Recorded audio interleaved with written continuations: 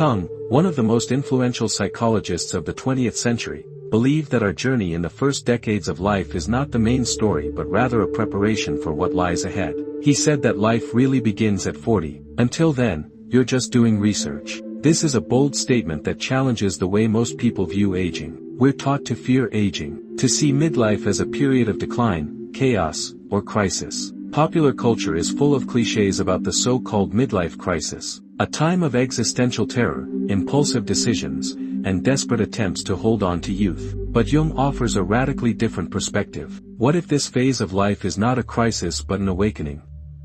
What if it's not an end but a new beginning?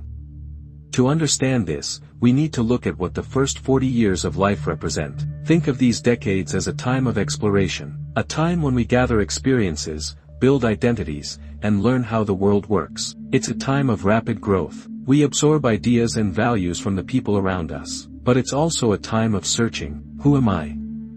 What should I do with my life? What will make me happy? These questions drive us in our youth, but the answers we find often seem incomplete. In those early years, we are trying to make sense of life while still trying to figure out who we really are. We build careers, relationships, and families. We focus on external success and social approval. We are learning by struggling and sometimes failing, and all of this shapes us. However, as Jung suggests in The Archetypes and the Collective Unconscious, all of this is preparation, is research, is laying the groundwork for something deeper. As we approach 40, we begin to realize that the old ways of living no longer satisfy us. The priorities that seemed so urgent, climbing the career ladder, fitting in, meeting expectations, begin to lose their appeal. We realize that much of what we have done has been shaped by other people's definitions of success and happiness. And this realization, although disconcerting, is also liberating. It is the beginning of a new phase, a process that Jung called individuation, the process of becoming whole, of living life on our own terms. This change is not sudden. It does not happen overnight. It is gradual, often starting with small, silent questions. Is this all there is? Am I living the life that I truly want? These questions can arise in moments of reflection, a career milestone, a significant birthday, or even a quiet night alone. But once they appear, they do not go away. They grow stronger, demanding answers. And those answers require us to face ourselves in ways we never have before. The world may see this as a midlife crisis. It is easy to label these moments of questioning and change as a breakdown, but Jung invites us to reframe this experience. What if it is not a crisis? What if it is an opportunity? What if this phase of life, with all its challenges, doubts, and changes, is exactly what we need to become the person we were always meant to be? In Memories, Dreams, Reflections, Jung makes the observation that midlife is not the beginning of the end, it is the beginning of something much more real, meaningful, and authentic. To fully understand Jung's perspective, it is helpful to consider how we view the first half of life. During this phase, we are focused on building what he called the persona, the external identity we present to the world. This persona is influenced by our upbringing, culture, and social expectations. It is the version of ourselves that seeks approval, fits in, and succeeds in the eyes of others. It is a necessary phase, without which we would not learn how to navigate society or lay the foundations for adulthood. But the persona is not the whole self. It is a mask, a role we play. And while it has its uses, it is only a part of who we are. The problem arises when we become overly attached to it, mistaking it for the real self.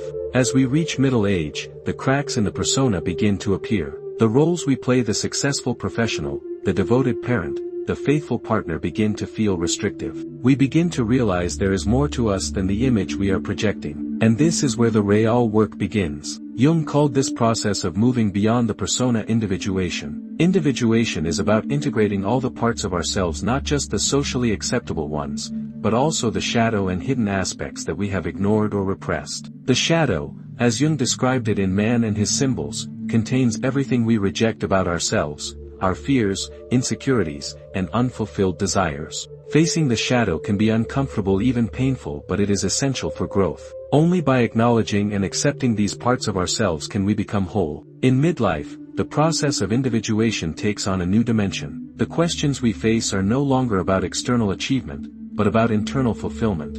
What really matters to me? What do I want to leave behind?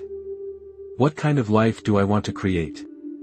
These are deeply personal questions, and the answers cannot be found in the expectations of others. They require us to look within and listen to our own inner voice. This inward looking is often accompanied by a shift in priorities. In our youth, we are driven by ambition, competition, and the desire to prove ourselves. In middle age, we start different attitudes, connection, meaning. Life becomes less about doing and more about being. It is no longer about proving our worth, but about living in alignment with our true selves. Scientific studies confirm that this shift is supported by changes in the brain. Neuroscientific research shows that as we age, the emotional centers of the brain become more balanced. We become less reactive and more reflective, better able to regulate our emotions and face life's challenges with calm and perspective. This emotional maturity allows us to make decisions based on our values rather than our fears. We stop living on autopilot. We begin to live with intention. This does not mean that midlife is without challenges. On the contrary, it can be a time of great turbulence. The process of questioning and redefining ourselves often involves letting go of old identities,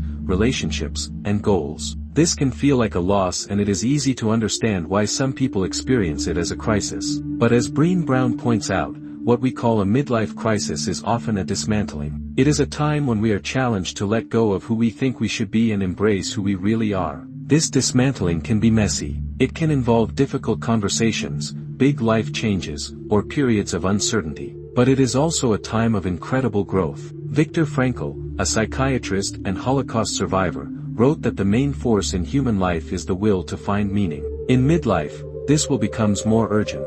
We are no longer content to live according to someone else's script. We want a life that feels meaningful even if it is different from what we imagined. To do this means facing the fears that have kept us from moving forward, the fear of judgment, the fear of failure, the fear of stepping into the unknown. These fears can be paralyzing, but midlife offers an opportunity to face them head-on. It's a chance to rewrite the story of our lives, to let go of what no longer serves us and embrace what truly matters. Abraham Maslow, the pioneering humanist, described this process as self-actualization. It's the drive to realize our full potential, to become the best version of ourselves. In midlife, self-actualization takes on a new depth. It's no longer about achieving external success, but about finding inner fulfillment. It's about living a life that feels authentic and meaningful. This process isn't easy, but it's rewarding. Studies show that people in their 40s, 50s, and beyond often report higher levels of life satisfaction than people in their 20s and 30s.